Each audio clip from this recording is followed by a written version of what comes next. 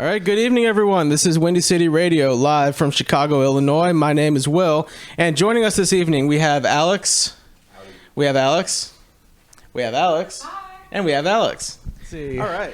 So we were discussing the COVID cases, and I was just going to pull up an email that I received. Now, some people in the Discord may be aware of this, but I had COVID at the beginning of this year, and the person I live with tested positive for it on New Year's Eve, and while I took a test the following day was negative, I then took a test on Sunday that came up positive. So once I did that, I reported it to Chicago Public Schools, as I'm supposed to do, and I was told to quarantine at home until the 12th, Wednesday the 12th. So I went back to work on that particular day. And I just received an email today on, when was this? Do I have the time here for it? Let's see. It was it was it yesterday, I guess? Yeah, it was yesterday. I got it yesterday at 5 p.m. saying, "Thank you for reporting your recent positive COVID-19 test. Based on our review of the information provided, we've determined that you will be contagious from December 31st, 2021 through January 12th, 2022, meaning you must stay at home for 10 days. You can return to public settings on January 13th as long as your symptoms have improved," because they told me initially that my quarantine was over on the 12th, so I was assuming at that point that I could come back to work on the 13th, which apparently was not had ended on the 12th, so I thought I could return to work on the 12th, which I did. So that's obviously not the case. But since that quarantine has ended, the CPS has updated their guidelines to be in line with the CDC, which requires 5-day quarantine followed with 5 days with mask usage in public. So it is at this point, although it wasn't the case at the time, it is kind of a moot point now. Well, at the time it was more contagious, and now it's not. Oh, of course. Now it's changed. No. I have to add here because I had the same shit happen to me. So like so basically I was feeling really tired and congested, which like could be for a million fucking reasons. But I was like, look, I work with like vulnerable folks. So right. Like age. Yeah, exactly. So like I work with a lot of vulnerable people. So I was like, all right, I'm just going to get a PCR test, even though I have to like test pods. I have to test daily with rapid tests that are like provided to me, which is like, I mean, pretty awesome that I get that shit for free. But anyways, I got an email on January 18th that said, "You have been placed off work effective 1/12/2022 as a result of your call to the COVID hotline or completing a COVID triage questionnaire on 1/14/2022. I was like, so basically, I mean, by that point, I had already gotten my PCR back. It was negative. My daily rapid tests were negative. I was already back in doing my thing. So I know there is a profound, like, I mean, I get that they're like the system is sort of overwhelmed, but this is bad. This is not good. That's my hot take. This is bad. And the thing is, like last year, this was not as much of a problem because in October of 2020, I was proctoring SAT tests at a high school, or I guess that's redundant, SATs at a high school on the south side. And I got an email a couple days later saying that someone at that school had tested positive for COVID. But since I wasn't a close contact, I wasn't required to quarantine. And I'm not really sure if that's, if they're actually being as judicious and as up to date with that as they were back then. I'm not really sure what's going on with that. I guess now that more kids are back in school, which they weren't fully at the time, it's becoming more difficult for them to track that. Yeah, they don't really care anymore. But I just wanted to have a slight. I feel like everything we said has been fairly uncontroversial. I just wanted to say, that nothing like this happens in China. That is true. That's all I wanted to say. And nothing like this happens in India, where they began prescribing ivermectin in one of the states there, and effectively ended COVID. Another very uncontroversial take. Imagine dealing with something related to 2019 in the year 2022. I'm just going to throw that out there. That's true. Just speaking of like infrastructure and very sort of a cultural and social ineptitude in terms of dealing with something like this. I mean, of course, it's, you could say many things are unprecedented in terms of scale and in terms of effect, but it's still just, man, really disheartening. I'm just gonna say like off of Alex's controversial discussion point, China bad. Like I'm just gonna say it. Okay, I'm gonna stick like I don't know. Don't you mean West Taiwan? Oh my god! I'm just gonna like put my foot down and just say China bad. All right. Yes. Republic of China bad. Republic. Oh, Republic of China bad. Okay. The People's Republic of China bad. Oh, and incidentally, when I had anticipating potentially testing positive because because at first, like I said, I tested negative, so I purchased several COVID tests, COVID tests in anticipation of taking one every day before going to work. Now, obviously, I didn't need all of them. The first one I took out, a certificate came out saying it was a certificate of quality from the factory it was made in China. Well, Yeah. So does that make you more or less secure with the results you get from it? I wasn't really sure, honestly. I suppose that I guess it depends on. I would think they're making many of them. Probably not. I don't know if that's a good question. Let me see what percentage of COVID rapid tests are in fact made in China. Because a lot of people, and I say this neutrally, a lot of people argue that the numbers that China reports, as far as their positivity numbers, their case numbers, are not accurate. So why would we trust the numbers that we're getting from Chinese tests? That's true. Let's see. Let me. I don't really see any data for that in Google. Let me try DuckDuckGo instead. Maybe they'll have different results. While we're looking things up here, I guess we can all just sort of think for a moment. We don't have to actually respond. We can just sort of think about how might have this COVID crisis and our relations with China been different had Martin O'Malley been elected in 2016. Ooh. As everyone wanted at the time. But, the primary was stolen by the coalition of Bernie and Hillary, who colluded against Martin O'Malley to get him out early. And then obviously, while everyone did write in Martin O'Malley in the actual general election, those ballots were all destroyed. They were. So given that he was the actual winner of the 2016 election, how might my president, O'Malley, who would have been reelected and thus still been president now, how would my president, Martin O'Malley, have reacted to this crisis? Any thoughts? Yeah, I think we can see exactly how he would have responded based on his record as a governor and as a mayor, and also by his record, by which I mean his album that he released under O'Malley's March, where he tells a nice story about a girl named Kitty McGee, and I think that we'd really be living in a different world if our president was recognized as such. So I just want to briefly say that I don't think like literally anything would change if Martin O'Malley was president. But I do like the optimism. It is like, it's refreshing. It keeps me young, but like, I know like what, like where does that come from? I mean, I think the most important thing we all have to recognize, though, like, is that COVID would just not have even happened, So, yeah, I mean, we can all agree on that and we can move on. Sure.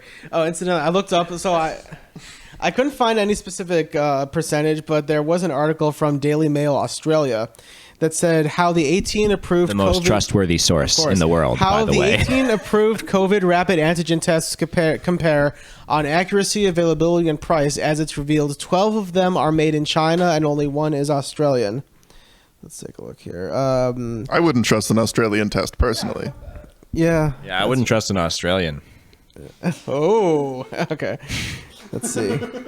They're always taking the piss, Well, we do. Okay, we have some statistics here. So based on 95% sensitivity, the most effective home tests are deemed to have a 95% or very high clinical sensitivity rating. Of this category, 3 of the 6 are made in China, with the rest coming from the U.S., Germany, and Singapore.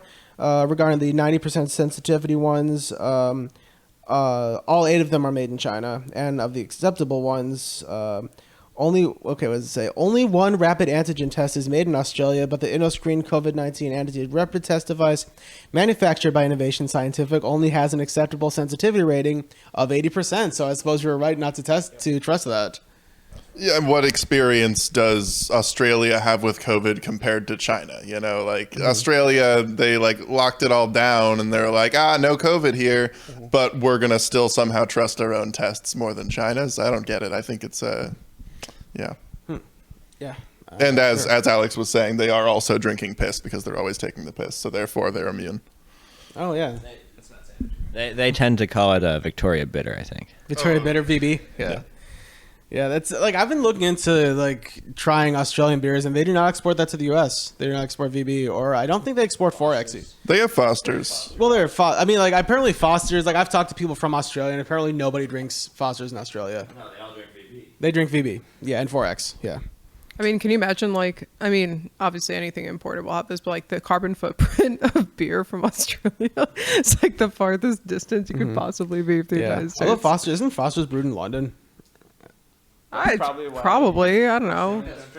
I mean, Australian is just like London's toilet, basically. Well, historically, yeah, it was a penal colony. That's why they're taking the piss. It's good. And there we go. It was originally a penal colony. That's true. Yeah, a penal colony. Penal colony. In reality, Foster's has been brewed in Fort Worth, Texas since 2011, the year that the Australian brand was bought by the International SAB Miller Group. Yeah. Yeah. Isn't Malort made in Florida these days? I feel like It was for a while, but they bring the factory back to Chicago. I don't know. They did. I probably read about it years ago, so probably out of date. Anyway. Yeah. Is there anybody in the I think I'm more surprised that like Malort is even made in Chicago versus Florida. Like it just seems so much more likely that it would be made in Florida. So actually I'm surprised in the other way. Like I only Malort could come out of Florida. Well, originated in Chicago. Yeah, but it's like just the most like soul crushing drink that I've ever had. And I just die inside slowly every time that I take a sip. And I'm just like, that has to come from Florida. Like there's no other place it could come from. That seems silly to me because Chicago can be a very soul crushing city. And also it's Malort is a lovely drink that cures what ails you. It does. Puts hair on your chest. Yeah. I don't have much else to say. Yeah, I agree. I think that, I agree with half of that. I think that Malort is a lovely drink, but I don't think that Chicago is a soul-crushing city. I think Chicago is the best darn city we have. Here. I will drink Cheers. to that. I will drink to that. And this mead, incidentally, was made in Chicago. Cheers. Cheers, yeah. Trying to figure out where Wild this was Blossom made. Eatery. All right. Let's see. Looks like we do have somebody Colorado. in the Discord voice channel who'd like to chat. So if our producer will put us in there, we can talk with him. Let's go. All righty. All right. Let's see. Anal Hamster Rise, can you hear me? Shalom. Shalom. This is Alex. Hi, Alex. Hey, Alex. Hey, Alex. How's it going? How are you enjoying the show so far? It's all right. Nice. Anything particular you want to talk about? Sorry, I had to turn it off in the background because I'm also on Twitch listening to you. So Oh, no problem. I can hear myself through that. Mm-hmm. And now I can't hear you guys. Okay. All right. Oh, okay. Yeah. How are you? Any comments? Anything you need to say? Yeah, it's kind of a controversial topic. Go for it. Okay, go for it. Is there like a correlation between COVID-19 and being gay and having to have an anal swab done? That is a good question. I have never had an anal swab for COVID-19. I don't think it's commonly sexually transmitted. I feel like usually that's a side effect. So you could get it during sex, but usually from people breathing on each other. You'd probably know more about this, Alex. Yeah, so I mean, we know that like there were some studies that were done that like showed that COVID may be found in like sperm. So like it could also be sexually transmitted technically, but like the reality is that it is an airborne virus. So like you are going to get folks who, I mean, if you're having sex with somebody, the way that you're going to get it is by kissing, or look, let's go and just say you're not kissing during sex for whatever reason. Like just being in the same vicinity as that, unless you're both wearing N95s, which maybe is your thing. I don't know. So technically it could be sexually transmitted, but like, just being transmitted by just being around somebody. So I don't think there's any real correlation there, my friend. Yes, I think what Alex might be referring to in that is this article of Newsweek. China uses anal tests to detect Omicron as COVID variant spreads before the Winter Olympics. So apparently the use of those tests is controversial, but it's apparently more precise because according to the Beijing News, 27 anal tests had been administered in the apartment complex where the infected woman lives at the Olympics. But I want to specify that so there's a difference between how something's transmitted and where you test for it. Like for example, so HIV is transmitted usually through sexual contact or through sharing needles or some way of blood contact, but usually the test is done through the blood. And or syphilis, for example, is usually sexual contact and it's also a blood test. So there's different ways of testing for things that don't necessarily have to do with how they're transmitted. So like Omicron, I'm sure that I think there was like also data on this, that there is fecal shedding. So like that doesn't surprise me that it would be like there would be anal tests for it. I don't know how good those tests are. I'm not going to comment on that, but like, there is a difference between like how something's tested versus how it's transmitted. Yeah. And interestingly, like with gonorrhea and chlamydia, that's why it's usually like a local test, like a swab or urine, because it's like a very localized infection. All right. Does that answer any of your questions? I also just want to comment on that real quickly. Yeah. I think that, COVID-19 may well be related with being gay. And so all these people that aren't getting vaccinated, probably going to be gay. I need to try harder then. Incidentally, Alex, are you vaccinated? I prefer not to say. That's fair. Prefer not to discuss. Yeah, you don't need to say if you're gay or not. It's like Well, that's a given. Oh, of course. Yeah. There we go. That makes sense. All right. Yeah, feel free to stay on and chime in for the rest of the show. We have some more topics we're going to discuss. But also, you don't have to. Like, it's fine if you don't want to. Yeah. But like, we'd love to have you, but you don't need to. Oh, outstanding. I'll be here. Okay. Right. Feel free to chime in. It sounds good, Alex. All right. Anyway, let us take a look here. There was something else we're going to discuss, and that was... Give me a moment. Scrolling.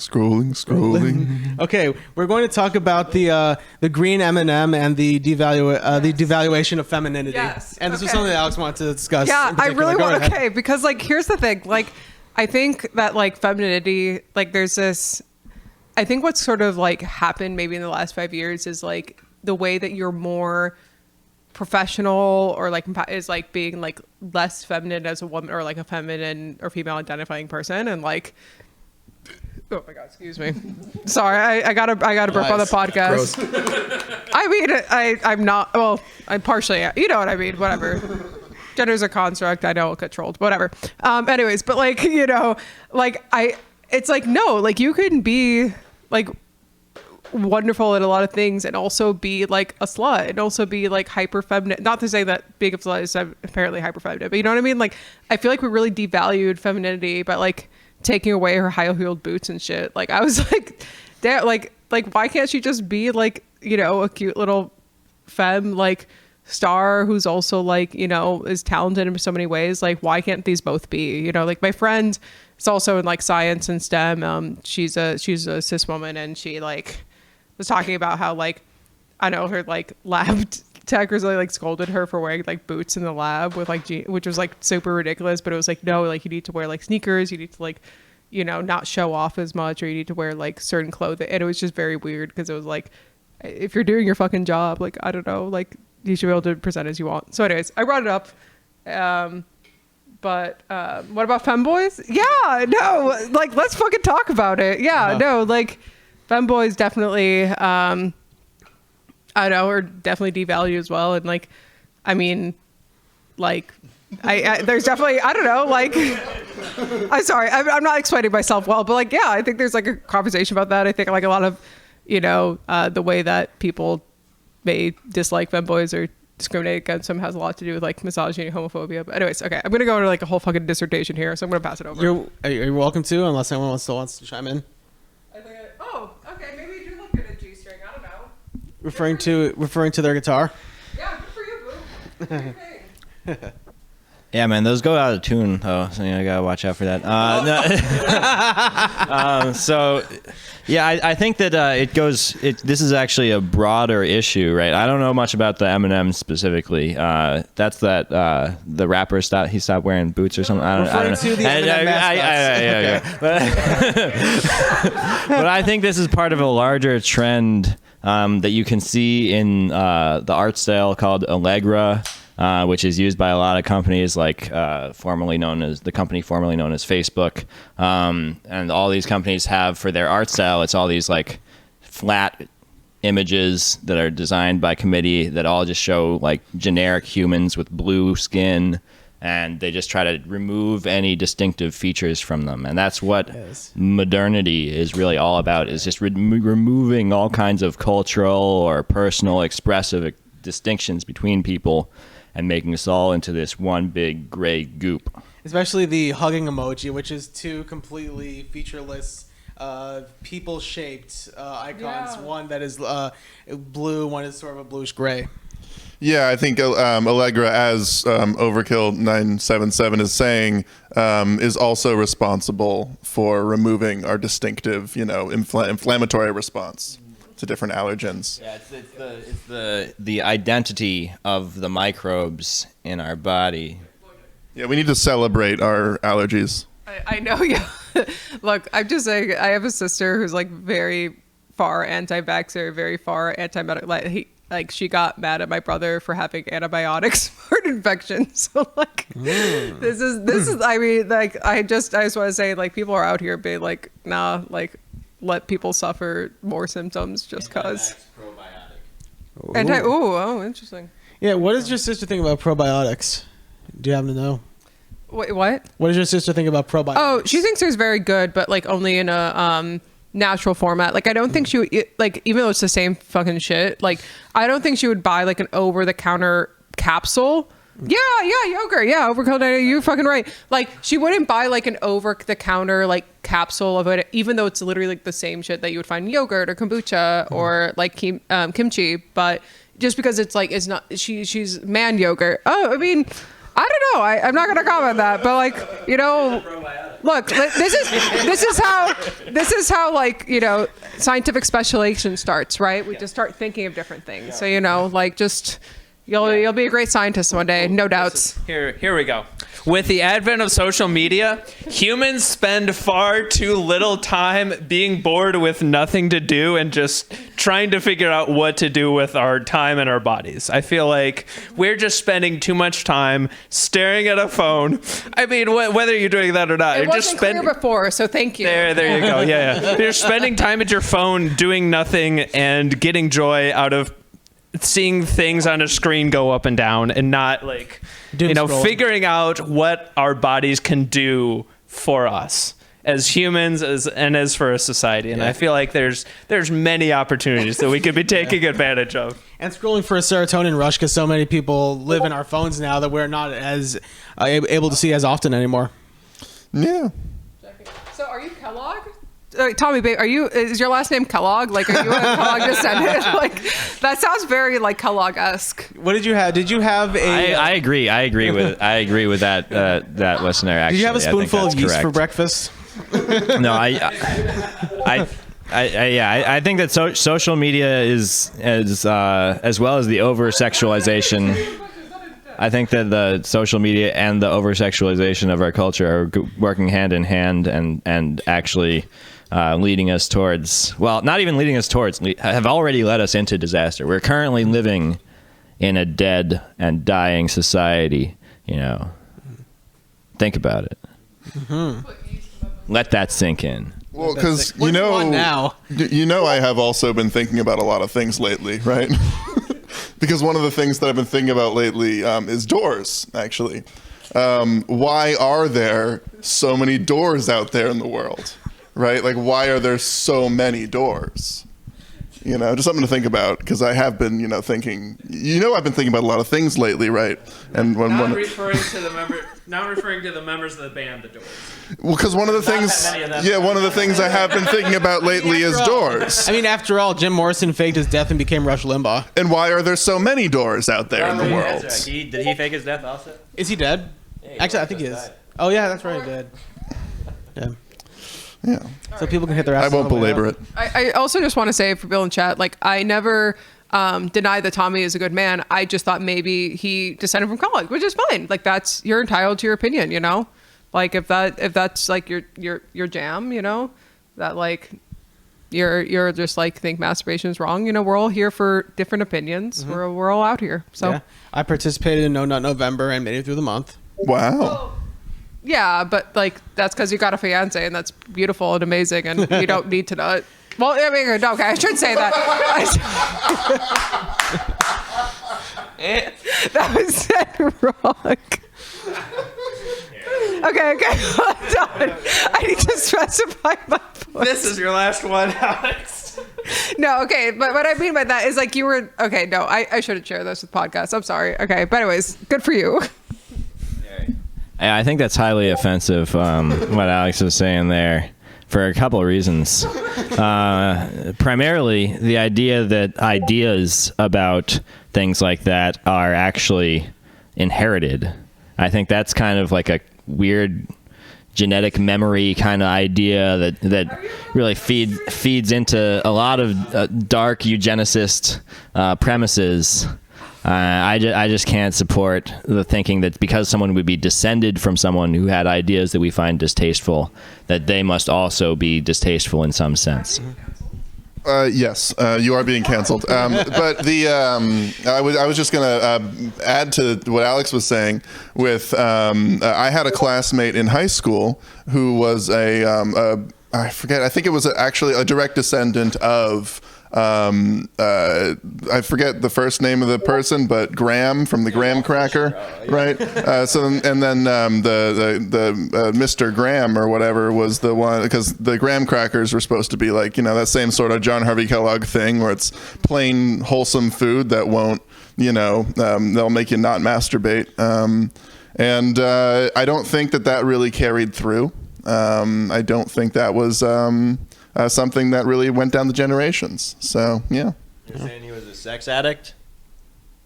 Repressed sex addict? Maybe, yeah. Maybe. It's kind of hard to tell at that age. Yeah, I mean, we're all teenagers. It's sort of... Yeah. In spirit. It's hard to be. Yeah. Yeah. I don't think it was Goldberg Graham, but I can't remember what it was.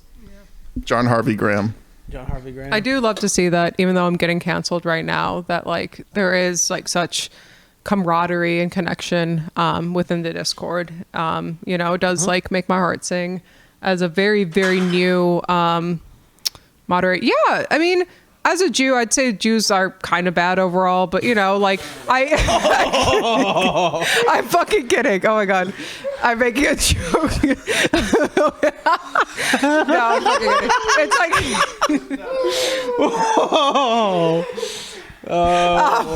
what I'm gonna say is that cancel Alex. I hate myself, but it's not because I'm Jewish. That's like the quote I'm gonna say now. Incidentally, I just Graham bread was invented by a fellow by the name of Sylvester Graham. Sylvester Graham, a 19th century reformer who argued that a vegetarian diet anchored by bread that was baked at home from flour that was coarsely milled at home was part of a healthful lifestyle that could prevent disease. And he argued that additives that were common in white bread at the time, such as alum and chlorine, were unwholesome. Yeah, I mean, not the worst thing in the world, but also he did not want people to masturbate, which, if it works for you, it works for you. Yeah, that's right. Yeah, I think he's right about all those things. And I mean, I'll take an unofficial Alex opinion that as long as you're not actively hurting or killing other people, then whatever floats your boat. So right. if, Right. Yeah. Jack off in moderation, sure. Yeah, in moderation. Yeah, don't become an addict of that. Yeah, I fundamentally disagree with the proposition that Alex over here has just stated, that as long as you don't, like, what was it? As long as you don't kill anyone or... as long as your beliefs don't actively harm or kill other people. Yeah, I definitely disagree with that, because... what are we supposed to just not care? That's like something Margaret Thatcher would say, right? It's like, there's no such thing as society. We don't need to be worried about anything that anyone else is doing so long as it's not actively hurting us. I think that there is such a thing as society, and we should be worried about whether our friends and neighbors are meeting their full potential, and we should try to help them meet their full potential as much as possible. Yeah. Okay, so I can, as a counter, I can completely agree with that sentiment and that philosophy as well. I think those two beliefs are not mutually exclusive. I would argue that on one hand, you can take an approach of a society that is not overbearing on behaviors or beliefs so long as their activities do not actively harm or kill other people, and you can also have a benefit and a reward for actively helping and being kind to others and making the world a better place to live in. And I guess what I would add on to that is like that it's like, yeah, definitely like, general baseline morality or whatever, like don't actively harm other people and, or murder other people or whatever. But also like on top of that, I guess like I'm agreeing kind of like with Alex here of just like, but also we don't live in a fucking vacuum, right? Like you can't just like do things and just be like, well, does it actively harm me? So like you kind of have to like reflect on your shit, and like, because even if you're not like actively punching somebody in the face, like maybe you're contributing to something that's overall harmful, So I think I'm going to be boring and do the in-between opinion for this subject. What about people? Okay, so Anal Hamster Ride says, what about people like Mr. Medicor? What? Medicor, sorry. Who go out of the way to mock things that are degenerate. Yeah, I mean, I think that's, okay, I'll pass this around, but for my opinion, it's kind of like the whole, like, we don't live in a vacuum, you know what I mean? Like, even if you're not like actively punching somebody in the face or whatever, like, you can still perpetuate some sort of harm, like indirectly, but I'm passing around. Yeah, I don't know who Mr. Medicare is, but I feel like I do many things that would be considered degenerate, and I think that I'm down with that. So I like not being mocked, but if people are going to mock me, that's fine too. Yeah, I don't know if I personally, I also don't know who that is, but I personally don't think that mocking is the best way to exhort people to be the best version of themselves that they can be. Yeah.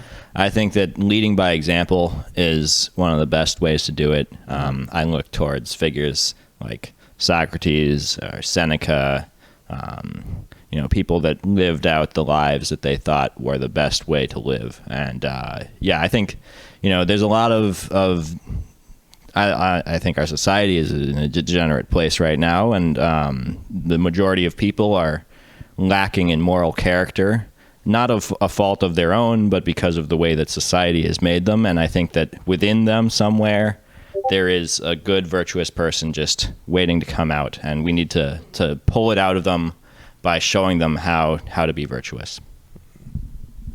I want to let other people. Thank you, Alex the Stoic. Alex the Stoic. Yeah, Alex is very stoic, and just. Not at all. Did not mention. But okay, so Tommy Baby says, what if we need bullies and scumbags to inspire the rest of us to be more controlled and capable of spreading kindness? So yeah, I mean, I think there's like a theory that a lot of people have that is kind of like, you can't understand happiness unless you've experienced despair or sadness or loss or whatever the fuck it is. And I feel like I'm a little bit different than that, because like, obviously I don't think everybody's life will have different emotions and different, good and bad.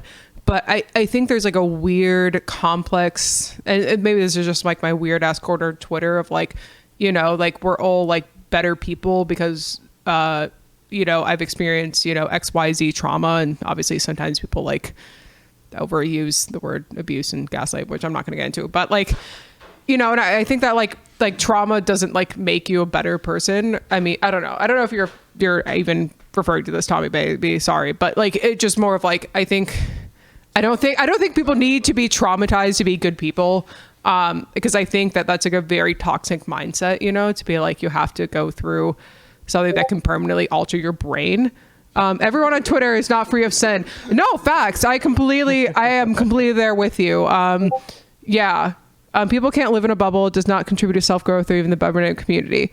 So I'm just wondering what you like live in a bubble as in like nobody. Yeah. And I'm not saying like, okay, sorry. There's like different levels. Like obviously don't live in a bubble and like, you know, be like completely cut off from any like, you know, harm and stuff. I'm not saying that, but I'm saying like, you know, terrible violent trauma, you know, people will be like, yeah, you're like a better person now because you experienced it. And I'm like, that's kind of a fucked up thing to say.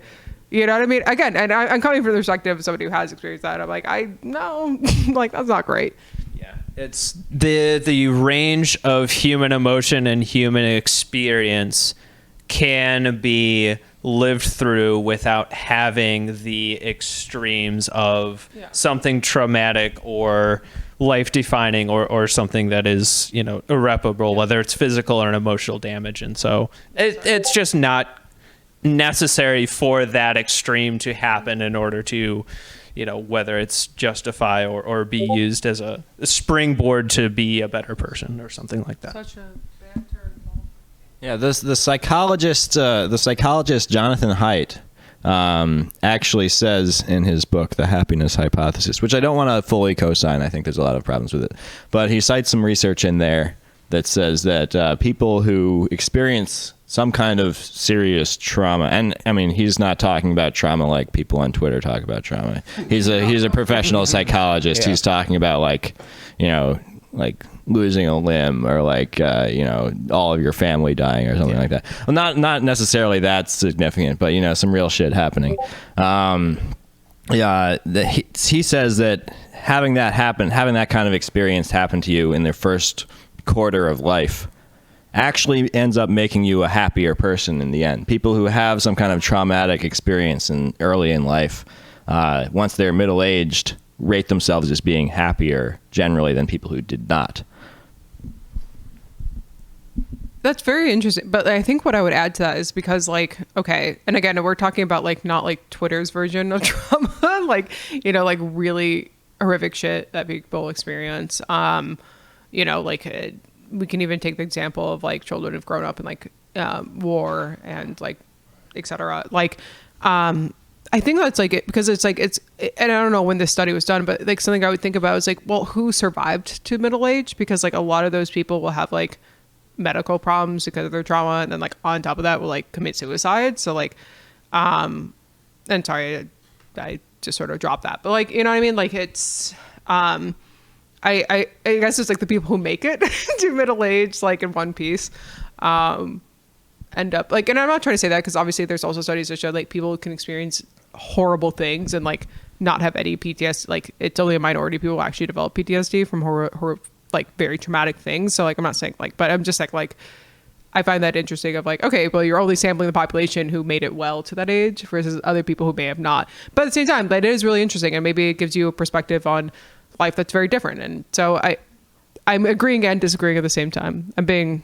boring on a podcast. I'm sorry. I wasn't saying one thing or the other. I just said that psychologist said that. No, I think there is some interesting like nuance to that hypothesis maybe here that it may, you know, it may very well, because I know there's also been stuff going on in terms of like, you know, people can a lot of the people who would say like jump off a bridge but actually survive report immediately regretting it upon jumping, right? So there is a solid number of people who would say commit suicide after a traumatic event, but if they were not to succeed in that and still also then go on to survive to middle age, you may be losing some people in the sampling bias, yes, but I do think that it doesn't negate the fact that regardless of not surviving in the meantime, you may still, with time, gain value from the experience. And while it is very dangerous, both in the moment and in like, you know, the years after, with enough distance, it perhaps can gain some value. I don't know if that's like something that's worth it, obviously, but like, you know. Yeah, and I think also want to be clear that this study was about self-reported happiness, and we were previously talking about being a good person, and those are not necessarily the same thing. No, they aren't. Although, according to Aristotle, they're pretty closely related. So does trauma also create narcissism? I am not a psychiatrist or anything, so like I'm just saying whatever. No, No, that's facts. Wait. I don't know if people can hear what you just said, but Alex just said they wouldn't know either. But yeah, I mean, I don't think inherently, but I think it can for certain people. Like, I mean, maybe that's like the way that people respond, to it, of just being like, I don't know, being narcissistic. But I feel like narcissistic is a very like complicated term. Cause like, I don't know, there's like certain like, I guess guidelines for narcissistic personality disorder. And I'm like, I don't even know how fucking real this is. But I don't know. It could, is basically what I'm going to say. My very professional, well-researched opinion is it could, but not inherently. I think there could be a case to be made that narcissists can invent trauma, as evidenced by at least some of Twitter. I don't know. I think much like many of the things that we now call psychological disorders or mental illnesses or things like that, narcissism is not an individual problem but a cultural problem. And if you look at Christopher Lash's book, The Culture of Narcissism, I think he has a lot to say about how our culture empowers and creates the kinds of mindsets that we refer to as narcissistic. It's very self-centered, very focused on the individual, atomized self. Yes, Batman. Also, okay, I'm going to say your username, Anal Hamster Rides. Would you like to be referred to as Anal Hamster Rides or your real name, Alex? You can call me Alex. That's good. Okay, for sure. So yeah, Alex in the chat just said Tony Stark and Iron Man. Look, I haven't seen Iron Man in like a minute, but like, yeah, like maybe I could definitely see that from what I understand of MCU fans on Twitter. I am very, that's like Tony Stark's like, I don't know, character arc. But obviously I am not an MCU fan. I am very under researched on this. So anybody who in the chat or in person, I think Alex wants to take over here. But yeah, just like maybe that's it. Maybe like Tony Stark like becomes a narcissist from trauma. That sounds actually really like on point in a way. But again, I haven't seen like any like MCU movies in like a fucking long time. Real quick point of clarification here. I'm going to use the bathroom. Okay. Thank you for letting us know, Alex. We Don't just fall in. wanted to make sure that you weren't dipping out for the rest of the podcast. I just wanted to say, as neither a expert on anything relating to psychology, nor being a professional statistician enough to know whether my opinion matters or not, but having not experienced significant trauma in my life, I can say that I am not a narcissist. So therefore, the inverse could be true, that not having trauma will not create narcissism. However, I can't say that the original statement is true based on the inverse. Whether the inverse is true or not does not prove the original statement. So I'm just throwing that out there. Mm-hmm. Yeah. So I do live with Alex, who's in the bathroom, and Tommy, you're saying wash. Yeah. I will hope. Yeah. But thank you for the reminder. It's always a good reminder. It's like where they have those like posters up in bathrooms, just like wash your hands. If you work here, wash your hands. If you don't, whatever, do your fucking thing. It's like, I don't know. I feel like those sides are interesting. Yeah, or if you go hands free. I mean, these days, everyone thought like when COVID started, it was all like, oh, now you got to wash your hands when you go to the bathroom. But like, that's over now. Yeah, I think that anyone that watches the MCU movies is a narcissist. Ooh, I like that. Oh shit. I like that very much. Not only from my surface level understanding of MCU fandom on Twitter, but also fandom on Twitter, and also fandom. Yes, anyone in any fandom generally speaking. including the WCR fandom. Wow, shots fired there, Will. That is a hot take. Oh, yeah. Ouch. Okay. Oh, look, it's the one hot take that I will make on this podcast. I think Alex was going to say something. Did everything come out okay? Did what come out okay? What? Alex. Alex, He what were you went to going to the say? bathroom. Is everything okay? Oh yeah, totally. This was a liquid one, liquid coming out of my penis and not my ass. I see. But it was very nice. Alex, Tommy wanted to know if you washed your No hands. burning? I'm sorry, what now? No burning. Oh, no burning this time. I did have a little bit of burning this morning, but like that was just for a brief moment, and so I don't think it's indications of anything else. All right. Motherfucker, look at the chat. Okay, Tommy wanted you to wash your hands. Did you wash your hands? No. Of course I washed my hands. I have clean hands. I'm holding microphones that are shared. I'm a considerate person. Are you? No, but I did wash my hands. Okay. But when you're in the comfort of your own home, it's just unnecessary. Am I right? Absolutely. As it's closing the door if you're the only one there. Yeah, if you have a cat, you just wet your hands down and you wipe your cat with them. Yeah, it's a walking washcloth. Yeah. You don't need soap because their natural antibacterial coat will work. Alex. You do have a cat What at if you home? wipe with your cat? Yes. Okay. So for your cat that you have at home, do you make any considerations as to how you have the toilet paper in your bathroom? Our cat has no feelings on toilet paper. Has never tried to attack our toilet paper. Our cat will only, the main things our cat is interested in is plastic, humping the fluffy blanket, and licking our bag of nutritional yeast. Yeah. As far as humping the blanket, I hope that cat follows the earlier advice of doing so in moderation. Is that correct? Sometimes, like he'll go through phases where he doesn't hump the blankets at all, and then he'll go through phases where he does. Maybe he's a little more stressed. I don't know. I looked up on him, but I just want to say, but he'll do this shit where he does not jump in the bathtub to like leftover water. But sometimes if I don't close the bathroom door over the way, he will like nudge in and start like bothering me while I'm like on the toilet, which is real interesting. Does he hump it like he's mad at it? No, it's pretty primal. Yeah, I'd say sensual, like Alex was saying, sensual, primal. Anyways, I have to go pee and I do wash my hands. Bye.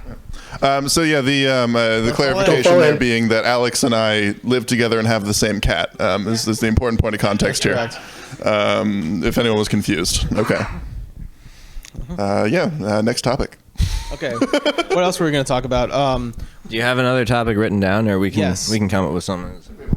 We have several. We could talk about the Senate rejecting the voting rights bill and how it was a bipartisan- Shocking. and how it was in fact a bipartisan rejection. Yeah, I mean, everyone knew it was going to be Yes. it was dead on arrival. It's ridiculous, honestly. The Democrats aren't doing politics. They're a media corporation. All they care about is like acting, you know? It's And I thought it was the Democratic National Convention and not the Democratic Media Corporation. Yes, quite. I mean, I think the purpose of this particular piece of theater, being someone who has made theater myself, is something that I would say is probably a prelude to an incredibly useless piece of bipartisan legislation that will be coming up shortly. That's basically going to be like, oh, we got some Republican senators to say some stuff that they want that's going to be like very narrow about literally the counting of electoral votes or something. And I think this is their excuse. They needed to do that. Speaking of Tony Stark, you kind of look like him. Are we talking about Alex here? Are we talking about me? Are we talking about Alex? Are we talking about Alex? Are we talking about the Alex that has the mic? Yeah. Oh, yeah. Me, yes. Oh, wonderful. So there, is it just the goatee? I was confused. You were confused. But yes, how do you manicure that? Manicure my goatee, Like that facial hair. Yeah. So basically, the thing with this is, for the longest time, I thought that I couldn't grow facial hair at all, but then I just decided to try, and turns out this is the only place on my face that my facial hair grows, and like the sides of my face, I haven't shaved in like a month. This is the sides of my face right now, but I did trim like this stuff with like a 1 inch or whatever thing. That one would probably use for your head most of the time. But I'll trim that section, and occasionally I'll actually trim down the sides if there's some excess hairs or whatever. But this is literally the only place on my face that hair grows. So that's how it goes. Yeah. We look way too similar. Yes, and I have not invented any weapons that I can disclose. Well, get to work. Get to work. About that. About those two Democrat senators. Bernie Sanders actually said that he supported a primary challenge for them, and we consider that Manchin, for example, is probably the furthest left-leaning senator that West Virginia is going to elect in the first place. I'm not sure whether. Yeah, I'm not sure. Really sadly. Yeah, I mean, I was in West Virginia recently, and I have a friend who I'm on hiatus with who lives there, and otherwise just like talking to folks from there, and yeah, they're all like leftist trademark or whatever, but are all very pissed off with Manchin, but also just kind of like, that's the best you can get. Like, to give you an idea, so like, I was walking down the street, had my snapback on, a button-up shirt. I think I was wearing a binder. I don't fucking remember. But, just like button-up shirt, pants, whatever, like snapback. And I guess from a distance, my gender was a little more like ambiguous. And somebody just like screamed faggot at me. And I was like, all right, well, it's West Virginia, and like in Chicago, I don't think anybody would ever probably do that. You know what I mean? Oh, okay. Yeah. Let me pass it to Alex. Yeah. So I have personal experience with the heckling in Chicago, where I was walking down the street with my friends. I was wearing a pair of basically they were Nikes, but they were knockoff Jordans, and they had been worn down by many years of use. And someone rolled down their window and they said something very hurtful. They said, "What are those?" Very loudly. And, it's just something I have to live with. It's not like you need to feel bad for me or anything, but it's basically the same thing. Yeah, go fuck yourself. No, I'm kidding. Honestly. Hold on.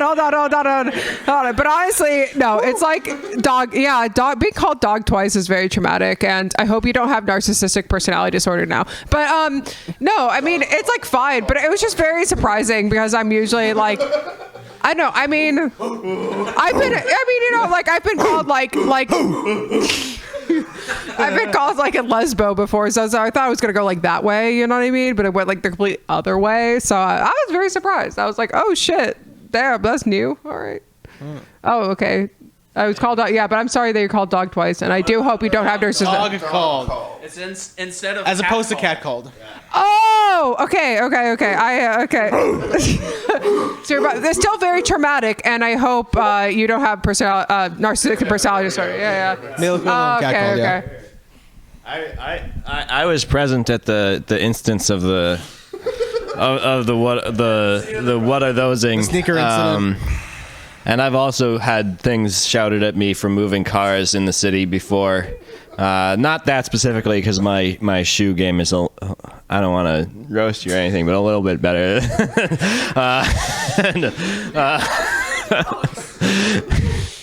But sometimes you're walking on a street and people throw a six-pack at you and tell you things. But sometimes you just gotta pick yourself up by the bootstraps and get on your Sigma grind set and go make some money. Trade some crypto. That's right. Come on. Thank you for sharing in this this trauma. Sorry, thank you for sharing, Alex, in this trauma-informed space. Cool. All right. Hello. But not okay. So Tommy said, "No, it turned out okay." But I never. What? They can see the chat. Oh, I'm sorry. Well, Okay. people watching this in the VOD won't be able to see the chat. Oh, okay, gotcha. Yeah. See, I was doing the right thing. Sorry. Okay. So now it turned out okay, but I never forget. Yeah. I mean, I hope it made you either one, a better person, or two, a happier person. Great. Yeah. I don't have anything else to say. Yeah. Let's move on. Russia's invasion of Ukraine. Is it happening yet, or are we just like continually talking about this for the last 7 years? I know that the U.S. hasn't gotten involved. Oh, it hasn't happened yet, as JNims96 says in the Twitch chat. He knows. Yes. I mean, I guess they. Yeah. He knows. He actually does follow us pretty closely. And by the way, if you want to get in the, if you'd like to get in the Discord chat, Actually, I think it has happened, but it was a few hundred years ago. that's fair. Yeah. Relatively speaking. I guess they sort of, went into Kazakhstan, but that was, on behest of the legitimate democratic leader, right? That was nothing wrong with that. Yeah, and as Alex was saying, like in the last few hundred years, there's been no like tension between Russia and Ukraine. Like nothing has happened within the last few hundred years. So I just, wanted to make it okay, and clarify that for everyone. Yep. As an Alex who is entirely uninformed on the subject, I would actually somewhat very much not believe that nothing has actually happened in the last few hundred years. So, just throwing that out there. I feel like it's slightly misleading to spread misinformation like that. No, they're like, I mean, I don't really have any specific thoughts, honestly, on Russia's invasion or non-invasion or, threatening to invade Ukraine, right? I don't know. There's a lot going on there that I don't really feel qualified to speak on. I was just talking while I was going to pass it over to Alex here. Yeah, something I think that is interesting is that every year they do a poll in not just Russia but in all the former Soviet bloc countries, and the majorities always say they preferred the Soviet Union to what they have now. Every year they say that. I just think that's interesting. Mm-hmm. That is interesting. Yeah. That is interesting. Do they usually go to the gulag? I'm sorry, say that again, Alex. Do they usually go to the gulag? That was directed for me, so I'm gonna pass it, Alex. Yeah, I think we could all use a little gulag in our life. Yes. And have some goulash while we're there in the gulag. Yeah, I mean, there's still like a lot of that same, police state stuff there. It's just no longer like called the same thing, I guess. I don't know. It doesn't seem like dramatically more free in terms of thought. There's a lot more thoughts. Hey! J Nooms 96, I hope you're pronouncing your name correctly, excuse me, says, yeah, a lot of Russian boomers have nostalgia for the Soviet Union. Yeah, I'd say, yeah, it's Julia. Oh, hi, how are you? Yay. Sorry, I didn't mean to go that, well, actually I did mean to go that direction. Hola, ¿qué tal? Okay, no, but yeah, yeah, I'd say so. Like, I mean, I think like, and there's also a really complex relationship with like, a lot of like queer Russian people who are like refugees to the United States because like that's how bad shit is. Like, have very like complicated view of Russia and stuff. And yeah, Julia, yeah, absolutely, yeah, no, we're buddies. Julia Assange and I go like way back. Like, Hell yeah. Free yeah, Assange. hell yeah. So yeah, you're absolutely right. Overkill. Yeah. Yep. Julian Assange, friend of the podcast.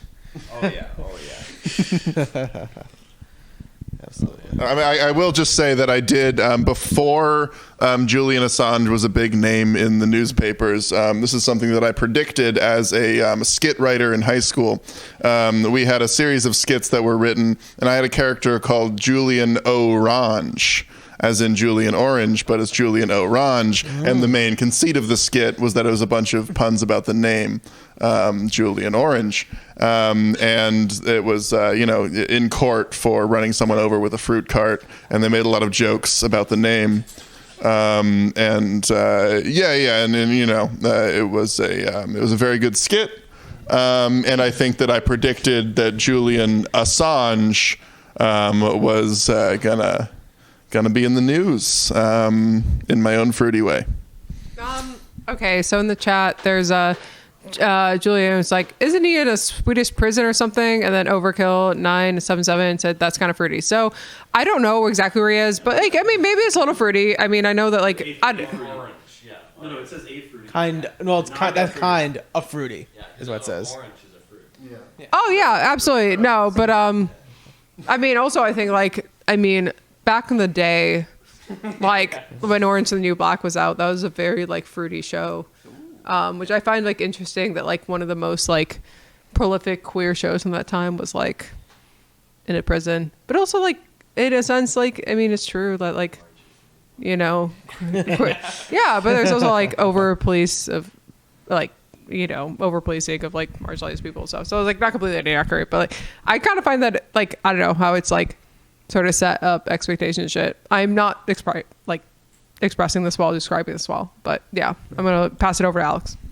Yeah, I think that a lot of people end up in jail because of fruit cart accidents that were not their fault at all. That's all I have to say on the matter. I mean, I don't want to upset the apple cart, but was it Julian the Annoying Orange? Or Yeah. Orange, William the Orange. I just know that the ending joke was that they were going to take this to an Apple 8 court. Got him. We gotta bring that back.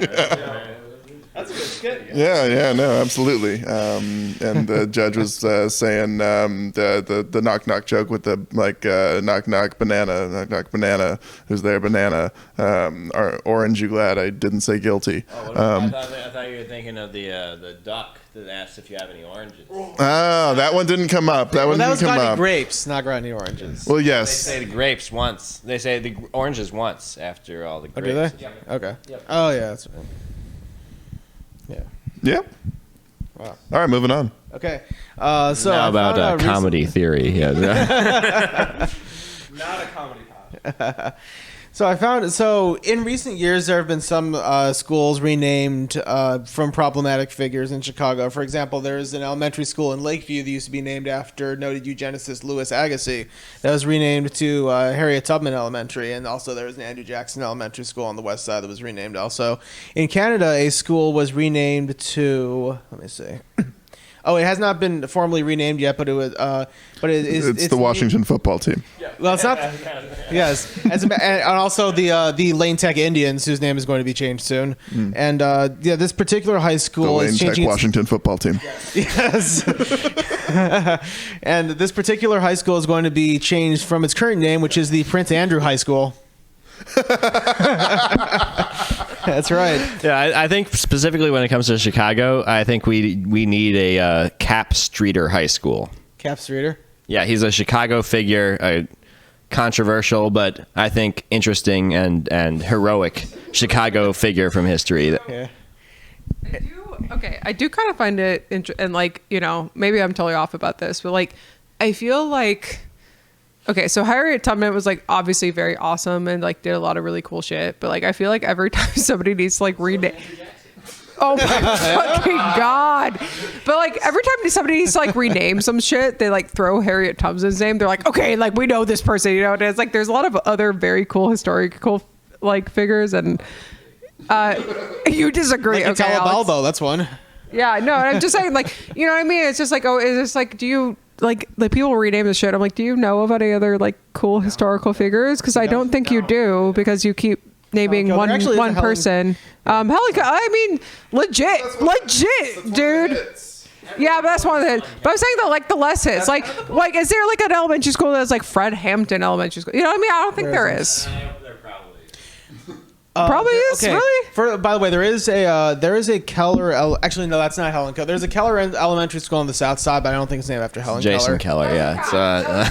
There is There is. I think there is a Hampton Elementary School in Chicago. Let me see. I'm pretty sure there is. Yeah. I don't think it's. I don't remember whether it's named after Fred though.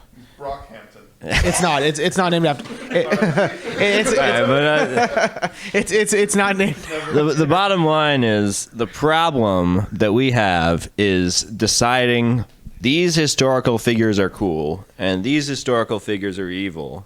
And it's like maybe no human being is purely good or purely evil. And people are complex And we shouldn't be thinking of history in terms of someone is great and someone is bad, and it's just a clash between the good and the bad. Maybe we should be considering different factors that go into decision making on individual and collective scales. And, if we want to name buildings after people, who really cares? Maybe we should be naming them like the Central Building, or the building of the sun or something. Does it have to be after a human being that's inherently flawed, and every human being makes mistakes? Yeah, no, I was making dumb jokes about the Washington football team earlier, but I do agree with that, Alex. I think that in general, I would like to see more institutions named after general concepts as opposed to humans. I think that people want their names on buildings and want their names on programs and scholarships and whatever, because, oftentimes that's kind of a legacy of the Gilded Age, being like, I paid a bunch of money, here's my name on something, or this is a historical figure, let's name this after them. And it seems nice, in the moment, be like, oh, we're tributing this person or whatever, but I don't know. Maybe we should be looking more forward with our institutions that are supposedly trying to teach people for the future, right? I don't know. I feel like that's kind of nice. You could be doing something more interesting with it. You wouldn't have to just go with colors or something. You wouldn't just be the purple college, but you could if you wanted. I like the idea of naming high schools and elementary schools after their respective neighborhoods. I mean, there are several in Chicago like that, because especially if it's a neighborhood high school as opposed to a magnet school, it gives a sense of community. But who are the neighborhoods named after? I don't. That's a good point. I don't know. Cap Streeter, yeah. I don't know. Let's see. I know it's some of them. Hamburger High School. Okay, First of all, Hamburger High School. That's fucking dope. That is.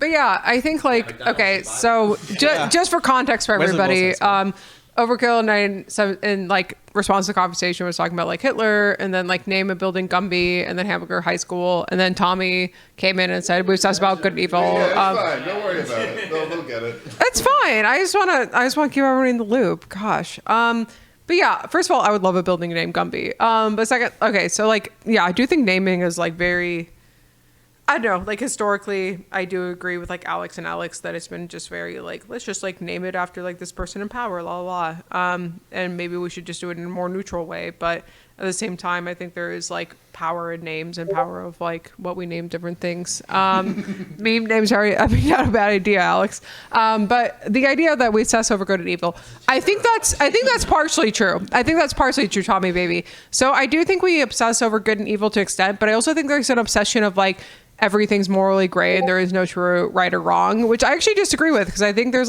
certain things that I'm totally comfortable being there are certain things that are definitely wrong, you know what I mean, or definitely I didn't say that's not what I said. no, I'm talking about Tommy Baby, yeah. So school, sorry. Okay, but no, we obsess over I do think we obsess over good and evil, but I also think there's a large subset of people who are everything's morally gray, and I can't get down with that. I think there's a lot of things that are morally gray. I think there's a lot of things you could look at different perspectives, absolutely. But there are certain things where it's we can just name that as bad. It's not wrong for us to do that. I just want to say that I wasn't saying that everything is morally gray. I said that everyone is morally gray, and I stand by that. Don't worry, Alex. I'm just responding to the comment there. No, but I think that's an important distinction. Yeah, no, I think that is a pretty important distinction. I understand where you're coming from there, and I think we can go with the, the Hitler in the chat as being there's the example that we all point to as someone who is just the embodiment of evil. But I think that's a big element of the memification of Hitler over the years. Obviously, Hitler, very destructive force in the world, got a lot of people killed, not single-handedly, there was an entire state apparatus behind him and a cultural moment to go with it. So I think our vilification of him as an individual can sometimes offload the greater collective guilt of the German people. I think definitely people are always operating in their own framework. And sometimes they know they're doing something that's I don't know, good evil thing is kind of tricky. But like, you know, someone could potentially be acting in a way that they're like, I know this is evil, wahaha. But like, I don't really think that's how basically anyone thinks. And I definitely don't think Hitler was thinking that way. I think chiming in on a couple points here. One, obsessing over good and evil, not necessarily true, but we still don't have a release date for Beyond Good and Evil 2. It's a video game joke. Two, meme names for every, like the naming convention aspect. We already have a meme currency, and I don't think that's necessarily going well in, you know, in an objective sense. So. Hey, yo, hey, yo. And I think another point to that, the sort of corporatization or the basically going to any like arena or sports stadium in the United States is just everything. Yes, everything is corporatized, and I think that sort of really sort of washing away any sort of culture or meaning to a place and just giving it some generic meaningless name is going too far in that direction. I think you can still go to Wrigley Field or Comiskey Park or go up to the Sears Tower, for example. You can have meaning over time be established by the people that go there and are a part of that thing being there in the community and being a part of that society rather than having some arbitrary name to it that is decided by somebody. If I may, the Sears Tower and Wrigley Field are named, companies. Those names of They're not even the real names anymore. yeah, they're not even the real names. We know them of that because like we just like enjoyed that, you know, as like this is a thing that has existed for a long time, right? And it's like, yeah, you can make the meaning on anything, which is kind of what you were saying, but like, I don't know. I feel like the companies are memes. They just paid for it, you know. I think that I agree with that, and I think that, you know, maybe go back to the old way of doing it. Name things after, you know, cultural constructions of characters that are shared, you know, some sort of like archetypes that we have collective names for, or, you know, as they used to call them, gods, you know. But now, you know, we have this idea we don't want to use words like that because they have different connotations in this monotheistic culture that we live in. But, you know, at a certain time, we just had these stories that we would transmit throughout each other, and we would have stories about otherworldly characters that we would share, and then we would use names for those. And sometimes they would be names that we would give to people, and sometimes they would be names that we would never give to people. I don't know. Think about it. Like Mothman High School. That'd be pretty cool, honestly. But I do want to pay. So there was a question, just NFTs question mark, and I don't even know what it was in reference to at all. But Meme currencies. meme currency. Yeah, I'd say to an extent. I mean. It's not a currency.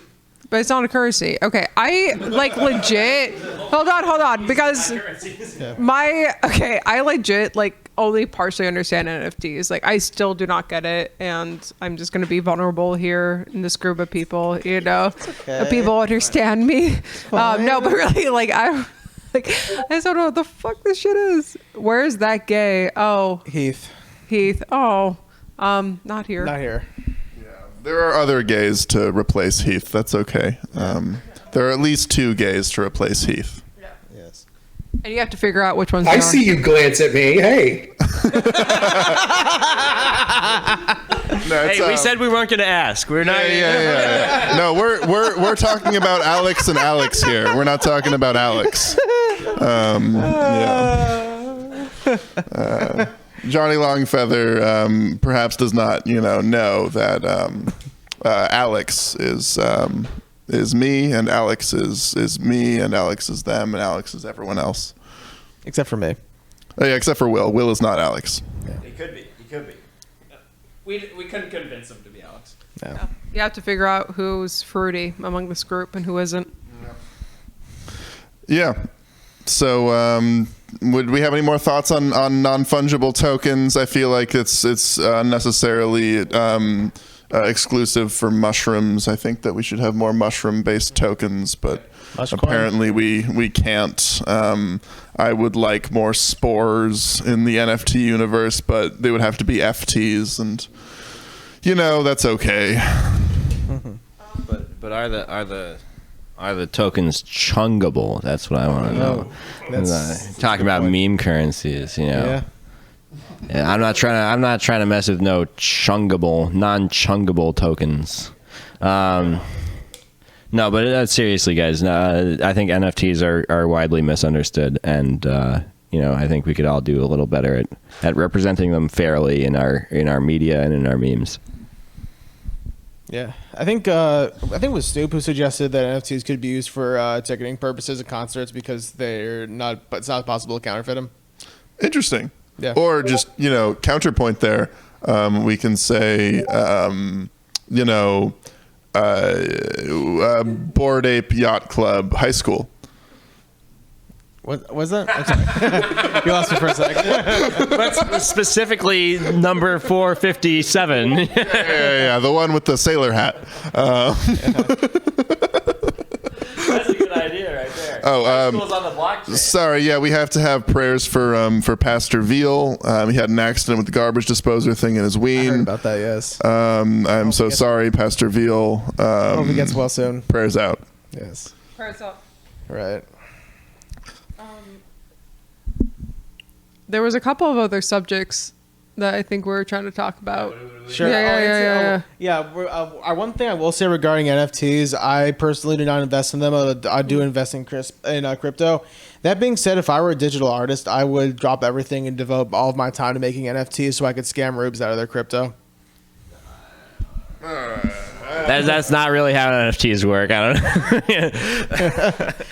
So, and making NFTs, like, I think there's a lot of confusion about what is an NFT and what is digital art, right? Like, an NFT is a token. It's like a string of characters that are reproduced on the blockchain. It's not an image. It's not a song. It's not an artwork. It's just something that is existing and reproduced on the blockchain. The NFT itself does not refer to the artwork. Okay. I just wanted to make that clear. All right, and I appreciate the clarification. Yeah, let's get to new topics. Yes, there was one left on here, squirting. Squirting. Yes. Wonderful. Yeah, so let's talk about squirting. Yeah, is it in fact mostly pee? I think that someone has an idea about this. I think so. Okay. The reason that's on the list is that somebody in the Discord wanted us to talk about squirting, and then somebody was like, "It's just urine, right?" Okay.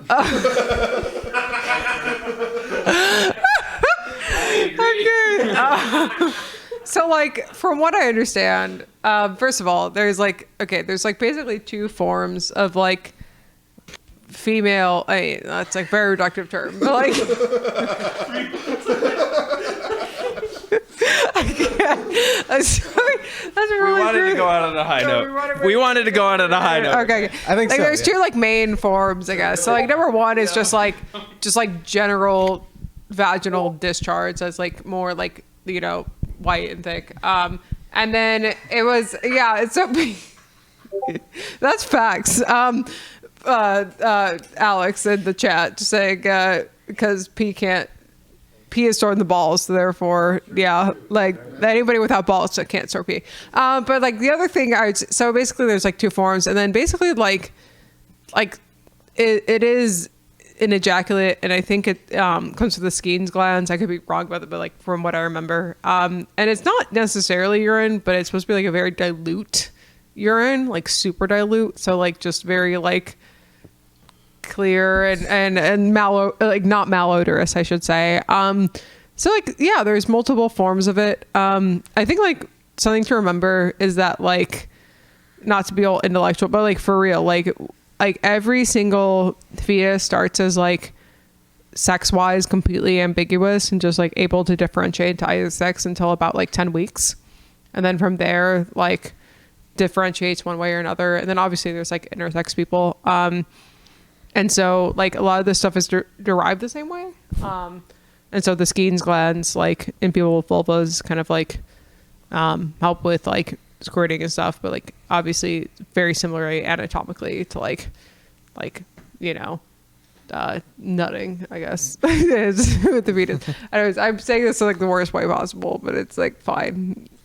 I guess the question we're all wondering, right, is because it is sort of a very dilute form of urine, is it at all protective against COVID-19, given that, yeah, exactly. Urine is sterile. Your own urine obviously protects you against COVID-19.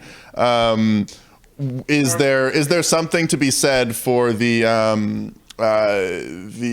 holistic sort of way of thinking about it, that like as you further dilute and dilute and dilute, it obviously becomes stronger over time, and thus because it's a dilute form of urine, the homeopathic, thank you very much, the homeopathic remedy for COVID-19 is going to be squirt juice. And should we be making more people squirt so that we can stop COVID-19? Okay, so I'm very anti-homeopathy. Everybody can cancel me for this. I will like defend this view. Hell yeah. No, so go back to the Alex says he needs to do more water sports. Hey, look, like, homophobe. No, but I'm very anti. But the idea of homeopathy is like very dilute amounts of like whatever substance that like actually changes things, and that's just like not proven scientifically in any way. So actually, if we're really trying to fight COVID-19, I don't think squirt is the best way to do it. Is what I'm going to say in brief. What about squirt the soda? It mixes both Malort. I think that squirt the soda would not work as well as the other thing.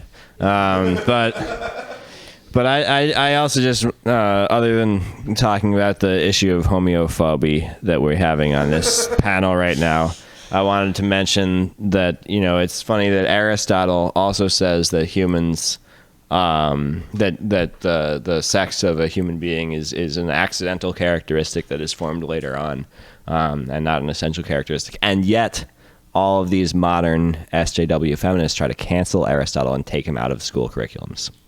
I just think that's interesting. Yeah. I think Aristotle over there was, had some hot takes. And I think we can all agree on that. I think we can. I think we can all agree that unless you have balls, you can't produce urine and you don't pee. Just want to make that all clear for everybody. Yes. Yes, Alex confirms. Yeah, thank you, Alex. Yeah, no, I needed some support behind that, so thank you. All right. No further comment. I think we've covered this. Yeah. What's the next topic? I think that was Was it. that all the topics we had? That- Let's cancel the cancel culture. Let's not worry about that right now. Let's see. We haven't gone in about. No, that's a good thing to talk about. All right, let's. Oh yeah, we're trying to really round this out. Okay, yeah, let's cancel the cancel culture. I mean, There's no time limit. we have to have a self-imposed time limit, but I'm not going to be the one to do it. So yeah, I would say there is no the cancel culture. I think there are various ways that one can get canceled within different cultural spheres. I think that many people get canceled on what is considered the right and what is considered the left and what is considered mainstream, right? I would say that you can get kicked deplatformed for basically anything you believe if you're in the wrong cultural context to believe it in. Yeah. I think that's horrifically incorrect. I think that we actually are living in cancel culture, and it's quite old at this point. I think that modernity is the real cancel culture. That we have this whole we have this whole idea of Puritan morality that is based in the idea that we can just exclude anyone that we don't like, anyone that has ideas that we don't like, we just push them out into somewhere else. And like in a lot of ancient cultures and cultures that were not necessarily connected to the same moral system that currently is dominating the globe. That wasn't necessarily the case. And so I think we should cancel culture. And by that, I mean return to the ancient ways. So a couple of things. First of all, Johnny Longfeather saying, I want to cancel Elaine's mic. He isn't using it. The others have to share all the cuties. So Elaine is essential to everything that we do here. And we would be nowhere without Elaine. So his mic stays right the fuck on. I am going to go hard for Elaine's mic. But secondly, yeah, I mean, I think like I'm going to take like the very boring, like in between view. Like, I think like, for example, like canceling R. Kelly, like that's not bad. That fucking makes sense. Like, I don't, that's good. You know what I mean? He made him who he was. but we can acknowledge, hold on. Okay, I'm kind of like answering this seriously, but really like we can acknowledge like environmental factors that like lead somebody to do horribly awful things and also not excuse it, right? Like we can like acknowledge those things at the same time. But also like random like 15-year-olds on Tumblr who are like canceled for like, I don't know, whatever the fuck. And I'm just like, I don't know if this is helpful. So I feel, I don't know. This is an Elaine cult. Absolutely. Absolutely it is. Yeah, you are completely right. Yeah. Yeah, I guess, my feelings on it tend to go more towards there is a lack of understanding both within and without, the process of being canceled, right? So like, as Anal Hamsterride says, as Alex says, cancel culture is all developed in echo chambers on the internet, which basically groups opinion of the topic they want to cancel. It's like free speech has become about people's speech, not about unfettered free speech. I mean, that's always been what free speech is about, honestly. Like, you're talking about like, free speech has always been, you say something, a lot of people get mad at you, it's not really about, the cancellation process, because the word canceled, right, is coming off of, you're playing off of institutions that canceled, like, series of television, or like, canceling like a radio show, or canceling like a column, you're canceling someone's platform, right? So that's kind of based on an institution thing, but like it's people using it in their own way to be like, oh, let's collectively all say that this is canceled, right? And I mean, I don't know. I feel like that's just kind of always how free speech has been. It's just a little bit more amplified within a context of, various social media spaces where people can kind of bounce off each other, which, leads to definitely some things that are a bit over the top. But like, in general, I think we've always had like figures fall from grace. We've always had figures that are like big in culture be suddenly not big in culture because people don't like them, or they're bigger in culture because people don't like them. Like Von Meter, who was a noted JFK impressionist. Yes, exactly. Exactly like that. Who was the one who was actually killed by Bernie Sanders on the grassy knoll. Yeah. Oh, where are they? Beanie, how's it going? Yeah, I just think that like the reason we even have the term free speech is because of cancel culture, right? Cancel culture goes back so far in our society that like it wasn't called cancel culture all the time, but it's the same basic impulse that comes from the specific cultural milieu going back a couple thousand years that has led to people being ostracized. I mean, I don't want to use the word ostracized because that has a specific use in ancient Greek polities.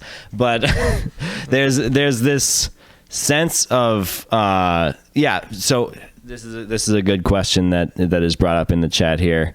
Why name it not something new? Just call it free speech. So free speech was just the norm in prehistoric, not even necessarily prehistoric, just pre-modern societies and other societies.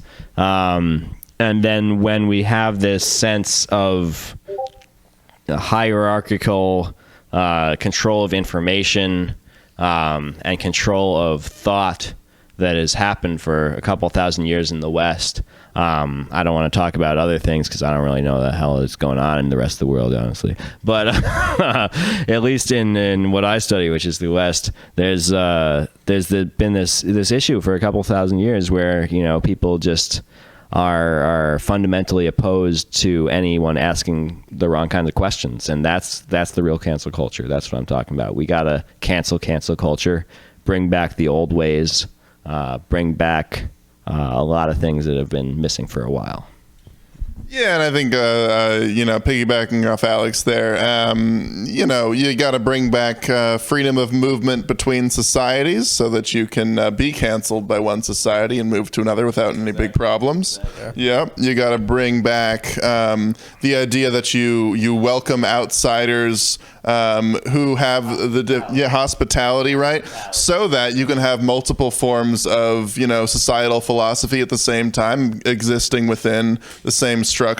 Yeah, open borders to a certain degree. I think when you talk about like open borders in a modern context, it brings about all these like, you know, governance issues, right? But when you talk about open borders in an ancient context, in a Neolithic context, right, you're talking about like, you know, oh yeah, that group on the other side of the river is like totally like, you know, cool with me being canceled by the Romans, you know, I can go be a barbarian now. That's fine. You know, I think like that kind of shit is probably pretty helpful so that you don't like have to stay within your same kind of situation, and you can have a multiplicity of different ideas existing geographically, right? So like with the internet context, it sometimes feels like we're all one global community. Obviously that's not true because internet is still for a large degree either non-existent in some regions, in some cases it's just like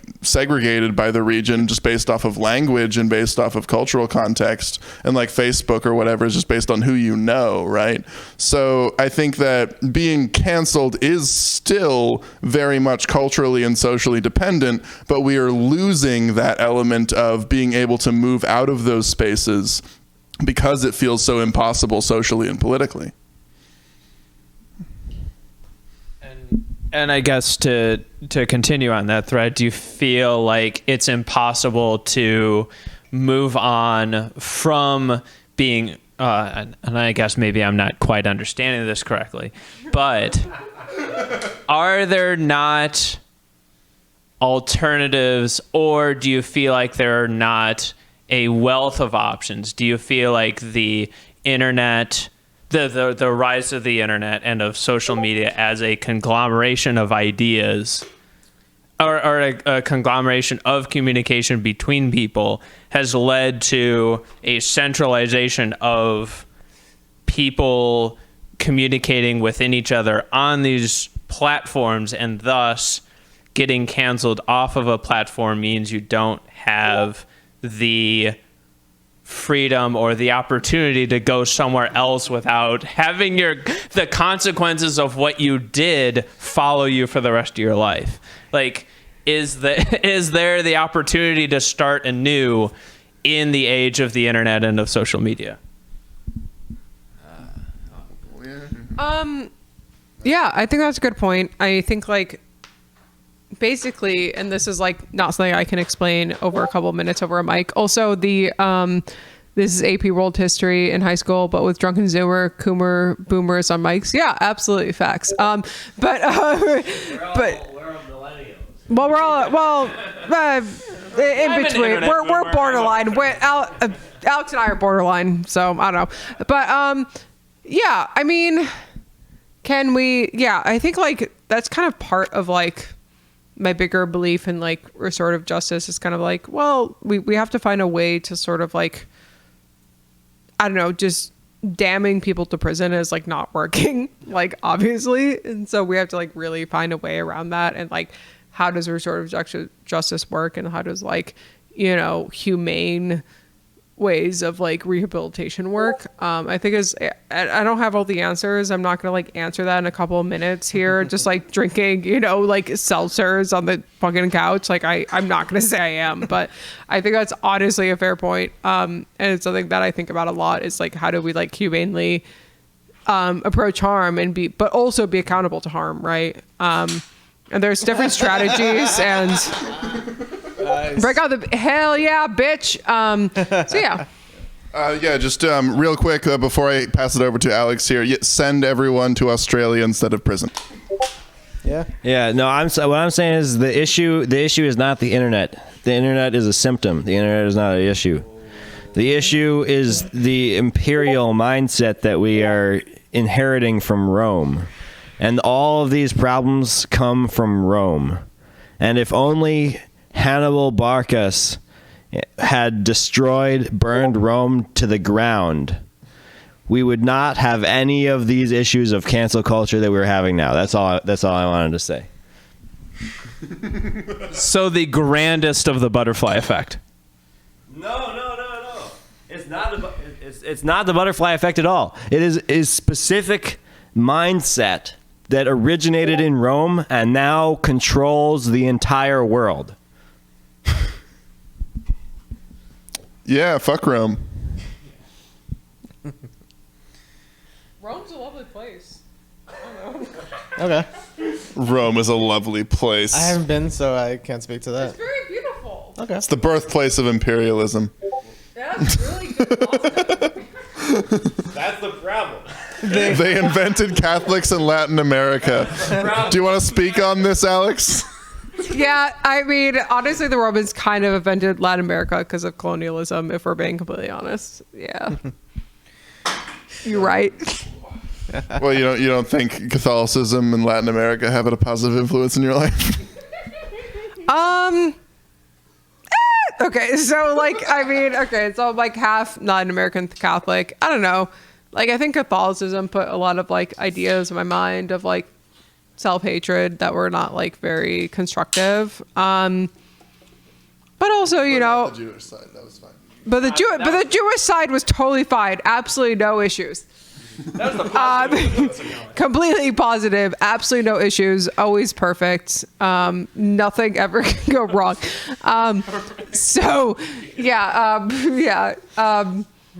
Also, I've never said anything negative about fellow Jews in my life. But basically, no, I'm getting canceled already. It's fine. I don't know. At the same time, certain cultural traditions I grew up with, La Noche Buena and stuff, it's obviously influenced who I am, and I like being bilingual, sort of. So, That is that's how we used to use it back in the yeah. I'd say I'm a little bit of a Jewish American princess. A little bit. A little bit. Yeah. I am not Jewish. That's you just lied. I did? Yeah. Double negative is a positive. Oh, sorry. I was just stuttering.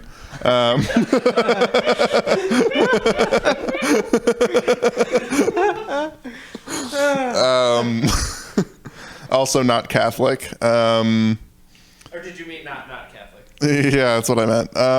Protestant. Yeah. Protestant. No, I've been Orthodox as opposed to heterodox. I've been canceled by the Jews before. Don't have anything else to say, really. Eastern Orthodox. Yeah. I've been doxxed many times. Haven't we all? But when I did go in for my appointment as a child, they were like, "Yeah, you probably could do braces, but you don't need to medically." And I was like, "Nah." So I missed the Orthodox. Oh, okay.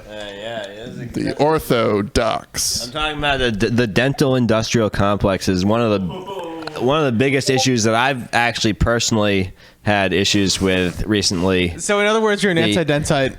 Yeah, I am an anti-dentite. I think that it's crazy, honestly, and I think that Alex over here might have some interesting perspective on this. But several decades ago, in the field of medicine, there was a move towards being more evidence-oriented, a specific move to try to take into all the new scientific evidence that was happening in practice and incorporate that in the medical practice. That did not happen with dentistry. Another thing that doesn't happen with dentistry, clinical rotations does not happen with dentistry. Dentists come out of school and immediately start their own private practices. Majority of doctors work in institutions. Majority of dentists work in private practices. They do not have any real accountability. Many dentists just practice dangerous ways to sell more expensive and damaging surgeries.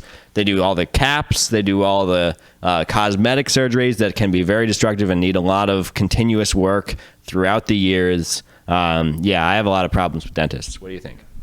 Yeah. So, okay, a few things. Number one, seeing that, and I'm going to get to your point, Alex, but number one, Catholic Jews are interested. Hell yeah, we... No. Skip the chat. Skip the Discord chat. It's Okay, whatever, fine. Gosh. Dentist. I was just trying to give, Dentist, please, Alex. give some love here. Don't give love.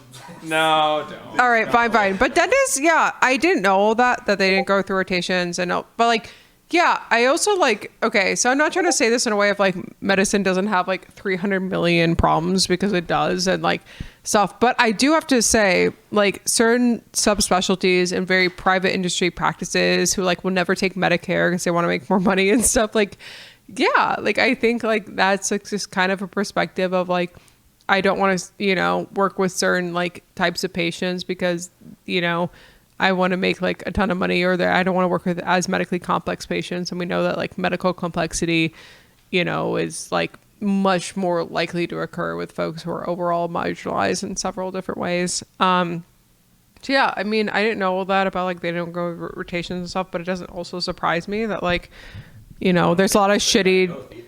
They don't, yeah, and I think there's a lot of shitty. But at the same time, what I will say is like, there's a lot less stakes involved in dentistry, but at the same time, it kind of surprises me because there's a lot of dental infections that can actually be really bad and life-threatening. And actually some like Viridian streptococci, from what I can remember, can actually like affect the heart in a lot of ways and like certain heart valves. Again, like, look, I'm years out from preclinical, so like absolutely roast me if I'm wrong, whatever. But from what I remember, like it's not like totally, but like there's literally people who come from dental procedures and they'll have like problems with heart valves because like a certain infection that they obtain. So like it's also a field that like isn't completely in isolation from everything. Like in general, the stakes are like a lot lower because it is just dental. But like also if you do get a dental infection in multiple ways, like it can actually like matter a lot. So yeah, I mean, I think like dentistry probably has a lot of things that needs to like change in the same way medicine does.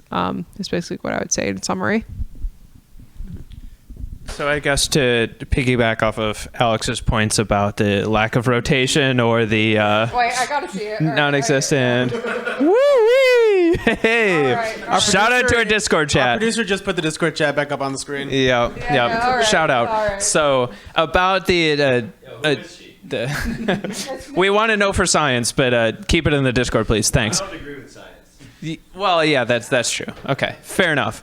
Speaking of not believing in science, dentistry, to piggyback back off of that. Not a science. Yes, it's not a science. If the field of dentistry has that lack of self-reporting or the lack of the Hippocratic Oath or the lack of other standards relative to other medical fields or medical practices, then does something like the 9 out of 10 dentists recommend you do basic things like brushing your teeth? Is that always the same 10 dentists that are surveyed and the same 9 say yes and the same 1 says no or something to that effect? Like, is there a lack of innovation and, protection of the consumer's best interest when it comes to basic, self-practice and self-care? Well, I don't know what the original brand was, but when you're talking about the 9 out of 10 dentists meme, it's like talking about ads, right? That are like dealing with like, 9 out of 10 dentists are like recommending like Crest toothpaste or whatever. But like that's, in the context of like, the toothpaste at all, really. So I mean, I think it's really more about, I don't know. I think it's a branding thing and it's a sampling thing, and you can't really trust these studies that these companies do. I would say probably far more than 9 out of 10 dentists recommend, brushing your teeth. But I would also just say that, hey, maybe listen to that one dentist. Maybe you don't need to use toothpaste. Maybe you can just brush your teeth. All right. Be right back, everybody. Signing out from Alex very temporarily.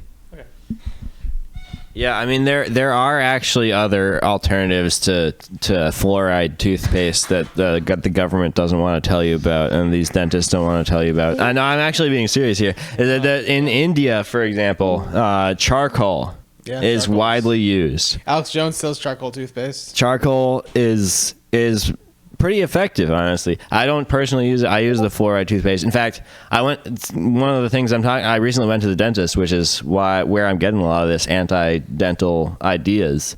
And they prescribed me extra fluoride toothpaste. And I'm like, hold on a second. Extra fluoride? There's already fluoride in our water. There's already fluoride in my toothpaste. Why do I need extra fluoride toothpaste? Oh, if you're heading out, Alex, have a good night. Oh, also, yeah, have a good night, Alex. Appreciate you coming on the podcast. I really do. Yeah, have a good night.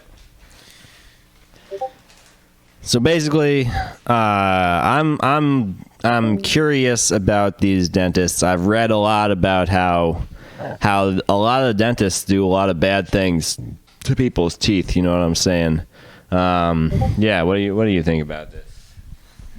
So then are you of the opinion that you feel like you need to do this research and this exploration into not only just alternatives to a common prescription of fluoride toothpaste on a regular basis of the social norm of America? Do you feel like you have to not only explore alternatives but research alternatives and do that not only legwork but research on your own in order to be properly informed of the best way to take care of your body? Or are you just more interested in other options besides something that is accepted as standard? And personally, within this, I would say that I would rather have an authority figure telling me what to do in regards to my teeth. I just am not entirely confident in those authority figures. Yeah, I completely agree with that. I think that the fact that we do have to do this research is a bad thing, and it reflects negatively on the society that we live in, which is really all I've been talking about all night. Is that the society that we live in is a problem. But we do live in a society, so we have to deal with this sort of thing, and so I think that you don't really have to do the research. But honestly, I was doing some of this research, and what I found is that the majority of the impact on your teeth is from diet, not necessarily from how you brush your teeth. In the Neolithic era, people had great teeth. Right. They didn't have toothbrushes. They didn't have fluoride toothpaste in the Neolithic era. What, are you kidding me? No. They just ate good food. And good food was just whatever they had around. And you know what they had around? Not bread. Not bread. Not sugar. Not sugar. Yeah, that's all I'm saying. Yeah, I'm willing to take the dental hit for having bread. I'm a big fan of bread. And also, I'm cool with brushing every night. Not super big fan of the idea that you have to brush twice a day. My teeth seem like they're fine. They're not pearly white, but I don't know. They're fine. And, eat a good amount of bread. Probably don't eat that much sugar because I'm not a super sweet tooth person, but I'll eat lots of things that are basically sugar, like pasta. Has sugar in it. Yeah. I'll eat fucking, fruits, vegetables, grains and all that. Processed foods. All these processed foods are just sugar. They're all full of sugar. Yeah, and I, it's all part of the process, I just big fan of the process over here. Anyway, I feel like we're kind of wrapping up. We're kind of petering out on that topic. Was there anything else we wanted to cover before we ended here? Close to the end of the night at this I think we are. We've been on for a little over 2 hours. Yeah, that seems like a bit long for a podcast, quite frankly. Yeah, our first few episodes were an hour, and then the last one we did was an hour and a half. So, yeah. Well, thanks everyone for sticking with us. Absolutely. That was, yeah, I appreciate it quite a lot. And monster episode. yeah. yes, absolutely. And with that, we conclude this edition of Windy City Radio. Thanks for joining us.